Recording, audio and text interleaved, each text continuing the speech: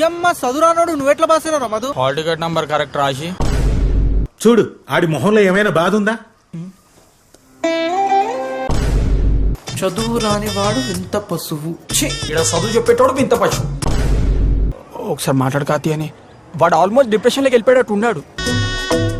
ఎట్లా చెప్పినా ఏంద్రా ఇట్లా చెప్తున్నావు? ఆ చేతులు ఎందుకు అడుకునే వాళ్ళకి లేపుతున్నావు? Figure it out no. ఏం చేయాలనుకుంటున్నారు? ఇలా అల్లరి చిల్లరకి ఎన్ని రోజులు తిరుగుతారు? మారిపోదాం రా మనం. అదే 4 సంవత్సరాలు ఫెయిల్ అయింది. మనకు నీతులు చెప్తుందేంద్రా.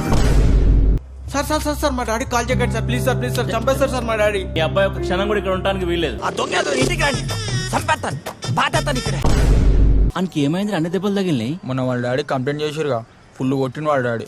మరి నీకెంత తగిలినారా? వాళ్ళ డాడీ అంతే సార్, ఇద్దరిని కలిపి కొడతాడు. మధు వాళ్ళ దాన్ని చచ్చిపోయిందండి డాడీ. అయ్యో మధు వాళ్ళ తాత చనిపోయి 10 years అయిందంట కదా. క్యూటా వాళ్ళని చూడరు ఎట్లున్నారు. వాడేమో చెడ్డి వేసుకొని వచ్చిండు, అదేమో నైట్ వేసుకొని వచ్చింది. వాళ్ళని పెట్టి సినిమా తీరా, చెడ్డి యువకుడు నైట్ యువతి అని. నీ పేరేంటి? నరసింహ. తన చెల్లిని అవుతుందేంద్రా. పాపం రా గోపాలరావు అంకుల్, ఏం కొడుకులంగా అన్నాడు రా. అవును, నీకు బాయ్ ఫ్రెండ్ ఉన్నాడా? లేడు. నీకు? నాకెందుకు ఉంటాడు బాయ్ ఫ్రెండ్?